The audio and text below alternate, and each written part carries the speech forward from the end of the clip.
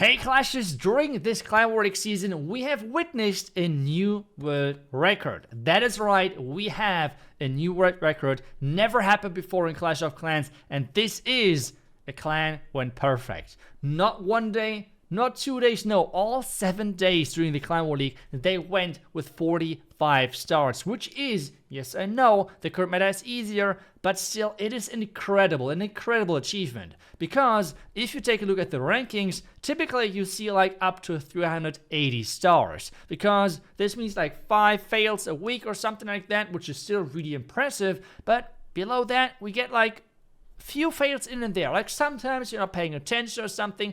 One fail can always happen, right? But getting a perfect Clan War League season is the first time ever in the history of Clash of Clans, which makes this super special and really impressive as well. As well, a huge thank you goes to the clan because they have invited me, or I was able to join them to record a couple of their attacks and their most used strategies. But before we take a look at that, I want to give a huge shout out to all of the players who are part of this history because still, I mean, I know the current meta is easy. Yes, I understand, I can see the comments already.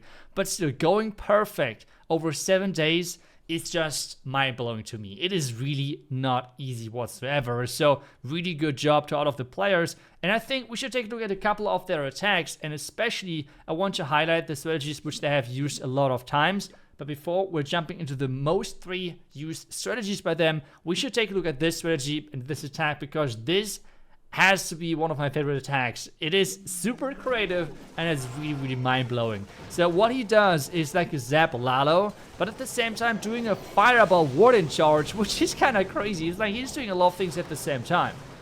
At this point, a quick reminder as well, the most used strategies by this clan was mass root riders with the overgrowth spell, zap root riders, and then zap lalo. Those are the most used strategies which they have done over this week. And well, one of this attack was this creative masterpiece as well, which is a really beautiful attack, and that's why I'm showing it to you guys. He is sacrificing now the warden. I feel like maybe a couple of less healers would have done it as well, but he has really invested a lot into this warden, and he got the value. I mean, look at that, like a lot of beings were going down. Now the jumps are into the core. And this is the crazy thing, right? Like, the most damage at this point has been taken care of when it comes down to hero damage, which is the eagle, for example, which is the monolith. All of those defenses have been taken care of, and this now means he can take down this entire bottom side with just his heroes and a couple of support troops and the jump spell to get then all the way towards the tunnel to take that out as well. As this is happening now, he's starting with the lalo, and yes, there is no warden ability left anymore to protect this lalo, but I mean, there is no defenses left anymore as well, which need to be, I don't know, covered with the warden ability. So insane plan, really cool and impressive, but don't get me wrong, they have not done those creative attacks that often over this week because those more creative attacks, it is really easy to mess them up. It's really easy to mess them up, so it's always a huge risk. And I feel like this is why they have done it on the first day, but then have more and more stopped it, I guess, over the rest of the week as they have seen, okay, we're getting a perfect day, so let's just play it safe. By playing it safe, I mean, they have done, as I said, the 3 most used strategies for them were the root riders with the overgrowth, with zaps, and then the zap lalo. Let's take a look at the first attack, which is going to be the zap root riders, and take a look as well how you actually utilize this spell and troop combination. So it's verse the number 10. Here we go. At this point as well, I want to give a huge shout out to Ghost because I was communicating with him, asking if I could get into the clan, record some attacks for you guys so you can see how this clan somehow made history in Clash of Clans. So huge shout out goes to him, and he was one of the persons who actually played the zap combination with the root riders. The idea of this army, or the idea of this overall strategy, is if you have a core sound hall, you try to already create pathing, then he's sending in his heroes from this left side, and this makes an even better pathing than around for the root riders into the core, and the back end is not as threatening anymore then. because he has approach from the top side, and this means the backhand with the single inferno towers and the one multi is not as problematic, especially because he's using the common equipment combination, especially for the Royal Champion, which is then really powerful versus the single inferno towers. Otherwise, most commonly used equipment on the Warden, Queen classic one as well, and the Baron King as well, the super classic Rage Giant Gauntlet combination. Using the outside, there was a bait for a barracks, but really nicely done. This is always something you have to take into consideration if there is, yeah, some, let's put it, really, really annoying traps. And even out of the giant bombs in the beginning have dealt already a lot of damage, but with the warden ability, he will be able to cover everything, heal everything up, and all of the traps actually on the far outside. I'm not sure if this is a troll base or not, because in the end, the bait worked out. Like, he went in all of the traps early on, but his troops survived, so that was the key thing. Troops surviving here, and now the Royal Champion, as I said, can push through. But we can see as well one of the weaknesses, which will be covered with the Overgrowth spell within this combination, and that is the Town Hall Explosion, Town Hall Poison. Because you use the Warden ability really early on. Like, you use the Warden ability early on, and this means you're covering not the Town Hall Explosion, not the Town Hall Poison. And you cannot take that Town Hall out with this spell combination, right? Like, the Lightning spell won't work versus the Town Hall. So your troops most likely will slowly go down within the core of the base, but then you have like the Royal Champion taking over, and this has been now then a beautiful 3-star for Ghost to finish this off.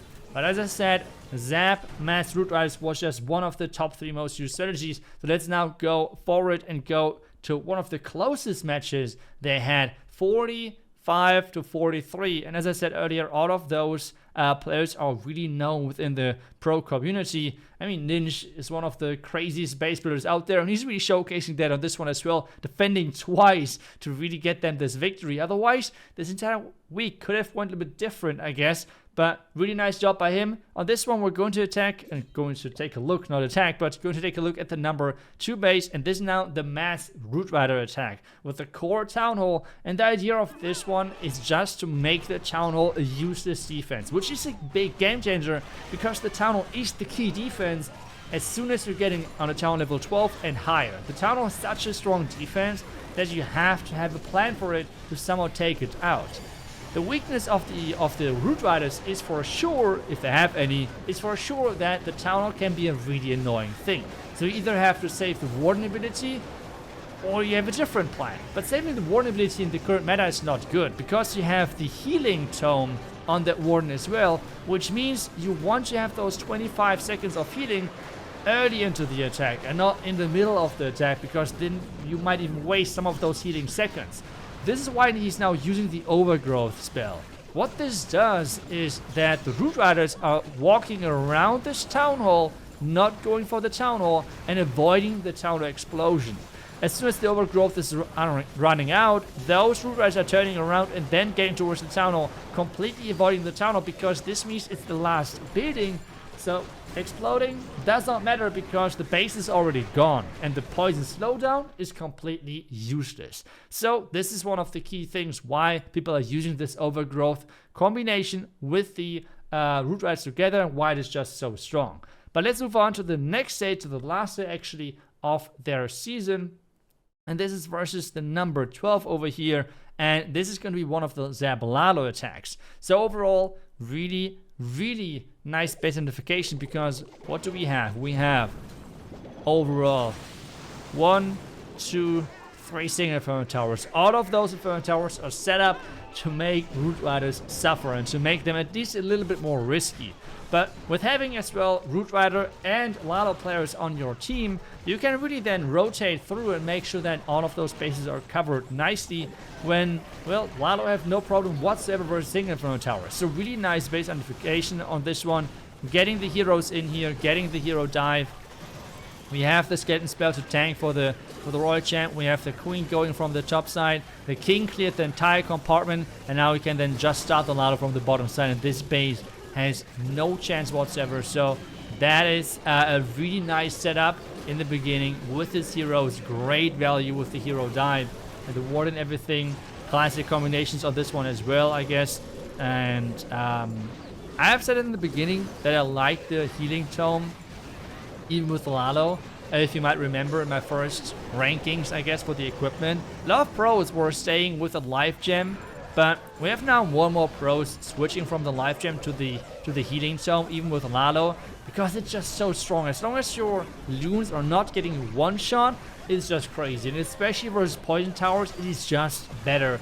But compared then to rage towers, the life gem sometimes can be a complete game changer. So it's a little bit depending on the spare tower setup, I guess. But this one is a complete overkill, really nicely done, and that gives them another victory, another 3-star, and this then gives them the overall perfect week.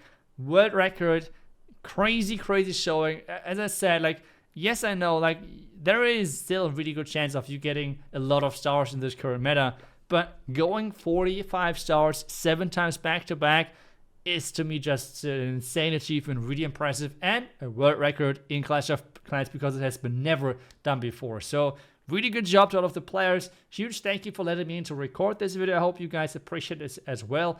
And well, give those top 3 strategies a go if you want to as well. Try to have the best chance in your own Clan War League or Clan Wars from now on. Otherwise, thank you so much for watching. I will see you guys back tomorrow with the next Clash video. Until then, see ya and bye bye.